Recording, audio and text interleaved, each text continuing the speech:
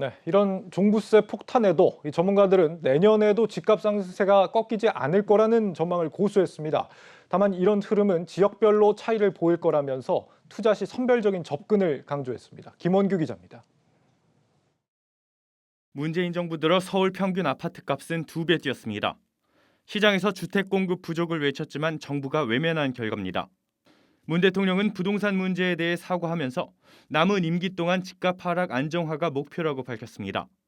그런데 전문가들은 내년에도 집값은 우상향할 것으로 내다봤습니다. 단기간 주택 공급 문제를 해소할 수 없을 뿐 아니라 내년 대선을 앞두고 규제 완화 기대감이 커지고 있기 때문입니다. 내년도에도 상승장이 좀 이어질 것 같습니다. 장기적으로 공급에 대한 부분이 금방 해소되기가 어렵고, 그리고 시중에 유통 매물 자체가 이렇게 우리가 원하는 폭으로 많이 나올 수가 없는 상황이고요. 그리고 금리 인상에 대한 부분도 드라마틱하게 금리가 크게 오를 만한 소지는 어렵지 않나 이렇게 전망하고 있습니다. 전월세 시장이 더 큰 문제입니다. 내년 8월 계약갱신 청구권 시행 2년차가 도래하면서 보증금 5%만 인상했던 매물이 급등한 시세에 맞춰 시장에 쏟아질 수 있습니다. 세입자들이 내 집 마련에 나설 가능성도 있어 집값을 자극할 변수가 될 수 있는 셈입니다. 다만 정부의 대출 옥죄기와 보유세가 크게 올라 다주택자 매물이 나올 경우 집값 하락에 무게를 두는 의견도 있습니다. 실제 11월 서울 아파트 매매 수급 지수가 99.6을 기록해 7개월 만에 100 이하로 떨어진 상황입니다. 전문가들은 집값 상승은 대기 수요 여부로 결정되는데 일자리가 창출되는 곳은 또 오를 여지가 충분하다고 말합니다. 인플레이션이 지속되는 것만큼 조금 더 올라갈 가능성이 높지 않겠느냐. 확실한 일자리가 많은 곳들, 일자리가 증가하는 곳들은 지금이라도 선점하는 것이 좀 좋은 전략이다라고 말씀을 드릴 수 있을 것 같고요. 대표적인 지역이 서울 강서구의 마곡지구. 정부 규제와 시장 기대감이 혼재한 가운데 2022년 부동산 시장은 옥석 가리기가 필요하다고 전문가들은 입을 모았습니다. 한국경제TV 김원규입니다. 네, 이번에는 부동산부 홍원표 기자와 이야기 나눠보겠습니다. 홍 기자, 요즘 부동산 매수 심리가 좀 다소 꺾인 것 같은데 여전히 전문가들은 내년 집값이 오른다고 베팅을 한 것 같네요. 네, 간단하게 정리하자면 내년 1분기 대선 전까지는 조금 조정을 받다가 네. 하반기에는 전세난 때문에 가격이 오를 것이다. 이렇게 좀 공통적으로 이야기를 했는데요. 예. 그러니까 당장 연말까지는 대출이 안 나오기 때문에 이제 거래가 없이 매수자나 매도자가 이제 눈치 보기를 하고 있는 상황이고, 이제 내년 3월에 이제 정책 변수로 인해서 좀 관망세에 들어갔다 이렇게 보면 될 것 같습니다.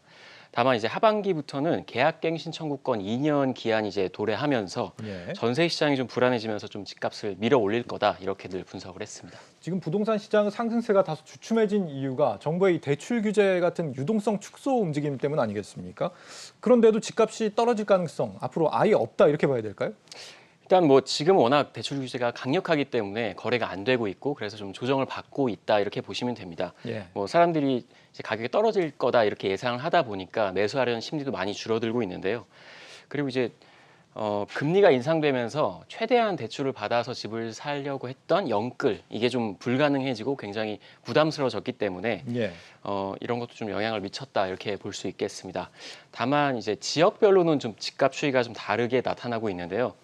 대규모 입주 물량이 이제 쏟아지고 있는 대구나 세종시 같은 경우는 하락으로 좀 전환을 했고, 반대로 이제 수도권, 특히 서울 같은 경우는 이제 수요 대비 공급이 워낙 부족하기 때문에 집주인들이 고점보다 떨어진 가격에 팔려고 하지 않습니다. 예. 그래서 이제 호가를 올려놓고 버티기에 들어갔고, 또 매수자들은 좀 시장을 보면서 약간 이제 줄다리기를 하고 있는 그런 상황이라고 보시면 될 것 같습니다.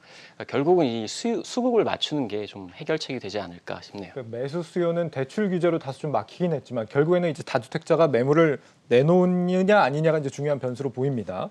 앞서 지금 살펴본 것처럼 종부세도 이번 주부터 고지서가 발송되기 시작했는데 그럼에도 다주택자가 매물을 내놓지 않을 가능성은 여전히 높다라는 거죠. 네, 정부의 예상보다는 다주택자들이 이제 만만치 않게 버티고 있는데요. 예. 이거에 대해서는 이제 전문가의 의견을 먼저 들어보시겠습니다. 당초 정책에서 기대했던 것만큼 보유세 강화를 통해서 시장에 매물로 내놓는 것은 일정 부분 좀 한계는 있어 보입니다. 다만 이 보유세에 대한, 주택에 대한 보유세 부분은 앞으로도 지속적으로 좀 지금보다는 더 높게 상승할 개연성이 있기 때문에 각 가정, 주택 보유자들 입장에서는 설사 버틸 여력이 있다고 하더라도 현금 흐름에 대한 부분들을 충분히 고려하실 필요가 있겠습니다. 네, 다주택자들이 전세 보증금을 올려서 이제 뭐 세금으로 충당을 하기도 하고 또 정부의 예상과는 달리 시장에 내놓지 않고 증여하는 방법을 이제 선택을 하는 현상도 많이 나타나고 있습니다. 최근에 이제 증여가 급증했다라는 거를 앞서 강미성 기자가 데이터로 좀 확인을 해봤는데 증여가 많아지면 시장에는 어떤 영향을 주게 될까요? 뭐 시장에 뭐 매물이 더 줄어드는 영향이 있는 겁니까? 그러니까 실질적으로 매물이 줄어들었다고 표현할 수는 없지만 정부의 규제 정책, 세금을 올리는 규제 정책이 이제 다주택자들의 매물을 시장에 풀려고 했는데 그게 실질적인 수요층한테 가지 않고 뭐 자녀나 뭐 이제 뭐 부부 이런 네. 사람들한테 증여가 되고 있기 때문에 자녀에게 돌아가는 것도 일종의 수요가 하나 줄었다 이렇게 볼 수 있는 건 아니고요.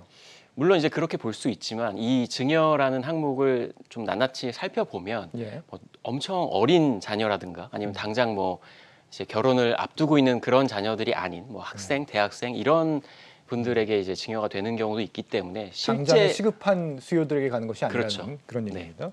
지금 내년에 또 한 가지 변수로 거론이 되는 게 지금 앞서 홍 기자가 얘기한 전세 문제입니다. 내년 하반기면 이제 계약갱신 청구권 2년을 다 채운 그런 세입자들이 속속 등장하게 될 텐데 이게 시장에 그러면 어떤 영향을 주게 될 걸로 보입니까?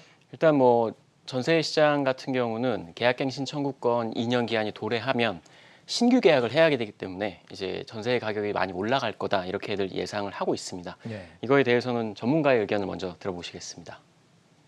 특히나 계약갱신 청구권을 1회 사용한 2년 계약이 끝나는 수요자들이 움직이게 되는 내년 7월을 전후로 해서 수요자들의 이동과 함께 전세 부족이 다시 심화되고 전세 가격이 급등할 가능성이 있습니다. 이후 4년의 전세 가격 조정을 염두에 둔 집주인들이 전세 가격을 크게 올릴 가능성이 있기 때문에 전세 가격 급등과 월세화 속도가 빨라지는 영향이 나타날 것으로 보여져서 이러한 전세 불안정이 결국에는 집값의 하향 안정을 저해하는 요소로 작용할 가능성이 높습니다. 네, 지금 이제 집값이 오른 거에 비해서 전세 가격은 이제 좀 덜 올랐다고 보여지는데요. 계약갱신 청구권을 사용하면서 보증금 인상 한도가 5%로 제한이 됐기 때문입니다. 그런데 이 청구권을 쓴 물건과 새로 계약한 물건들 사이에 이제 전세 가격 차이가 상당합니다. 뭐 예를 들면 5억에서 5억 2,500만 원인 전세 가격이 있고 뭐 바로 옆집은 8억 원, 뭐 이렇게 수억이 차이 나는 경우가 있는데요. 예. 이렇게 이제 신규 계약을 한 집주인들이 4년 동안 못 올리기 때문에 4년치를 한꺼번에 올리자 이런 식으로 이제 대응을 하고 있는 겁니다. 그런데 이 계약갱신 청구권이 작년 7월 말에 처음 시행이 됐는데 내년 7월 말 또 8월이면 이 청구권을 쓴 사람들이 이제 더 이상 못 쓰기 때문에 신규 계약을 해야 됩니다. 아니면 예. 뭐 주택 매수에 나설 수도 있고요. 그렇기 때문에 이제 대규모 공급이 이루어지지 않는 한 이 전세 세입자들이 매수에 나서거나 아니면 계속 전세 시장에서 좀 떠돌 수밖에 없는 이제 그런 상황입니다. 네, 이 관건은 전세 세입자들이 그만큼 구매력이 있을까에 있는 것 같은데 전세 대출도 막히기 때문에 다주택자도 세입자도 한동안은 좀 쉽지 않은 그런 한 해가 되지 않을까 예상이 됩니다. 그래서 내년 대통령 선거가 향방을 좌우하는 최대 변수가 되지 않을까 부동산 시장에 이런 예상이 되는데 지금 이 대선 결과가 집값에 어떻게 작용을 할 걸로 예상이 되고 있습니까? 뭐 사실 어떤 후보가 된다고 오르고 어떤 후보가 되면 떨어진다 이렇게 이제 단정적으로 예상하기는 쉽지 않겠는데요. 이제 뭐 지금까지 뭐 공약을 발표를 하긴 했지만 이게 실제로 뭐 정말 정책으로 반영이 될지는 좀 지켜봐야 되고요. 예. 다만 이제 현재 유력한 두 후보의 좀 정책 방향이 좀 완벽하게 좀 다르기 때문에 좀 이거에 대한 이제 관망세에 돌아선 그런 수요자들이 많다고 보시면 될 것 같습니다. 예.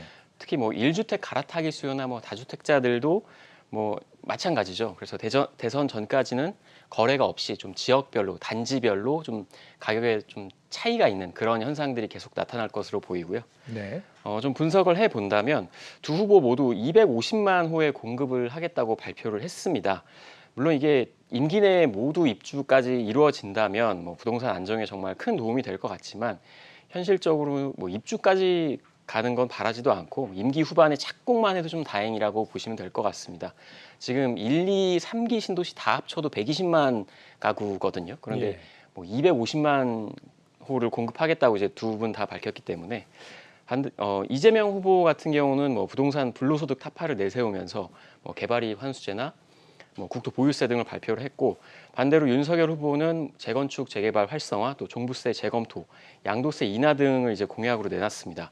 그러니까 이 후보는 공공과 규제, 또 윤 후보는 민관과 자율의 핵심인데 그러니까 가격을 명확하게 예상하기는 어렵지만 주택 거래량 측면에서는 이 후보가 되면 굉장히 시장이 좀 움츠러들 거고 윤 후보가 되면 아무래도 뭐 1주택자도 갈아타기가 가능할 수도 있고 양도세 인하가 된다면 그래서 거래량 측면에서 좀 극명하게 엇갈릴 것으로 보입니다. 네. 그렇다면 이 시점에서 무주택 실수요자들 어떻게 해야 되는 건지, 뭐 영끌을 해서라도 빨리 지금이라도 들어가는 게 좋은 건지, 아니면 좀 기다려봐야 되는 건지 여기에 대해서 전문가들 좀 의견을 취재했다고요. 네, 일단 뭐 당장 연말까지는 대출이 어렵기 때문에 이사를 뭐 하거나 아니면 뭐 집을 사고 싶어도 현실적으로 좀 어렵습니다. 예. 그래서 또 단기간에 큰 가격 조정이 올 거는 아니라고 이제 대부분의 전문가들이 예상을 하고 있고요. 다만 이제 내년 초에 은행 대출 이제 한도가 좀 풀리면 그때 이제 여력이 되는 실수요자들은 매수에 나서는 것이 좋겠다 이렇게 좀 전문가들이 판단을 하고 있는데 예. 전문가들의 의견 들어보시겠습니다. 결국 준비가 되어 있는 무주택자라면 공급이나 정책 또 금리나 대출 같은 여러 가지 전반 환경 등을 신경 써야 하기는 하지만 그런 것들에 따른 시기 조절보다는 본인의 필요성에 따라서 주택 마련하는 것이 가장 적절한 선택이 되지 않을까 싶습니다. 이제 반대로 여력이 안 되는데 무리하게 대출을 끌어와야 하는 그런 경우라면 대선 이후 아니면 이제 차기 대통령이 첫 번째 부동산 정책을 발표하는 한 6월 정도까지는 좀 차분하게 기다릴 필요가 있다 이렇게 조언한 전문가들도 있었습니다. 네. 홍원표 기자였습니다. 잘 들었습니다.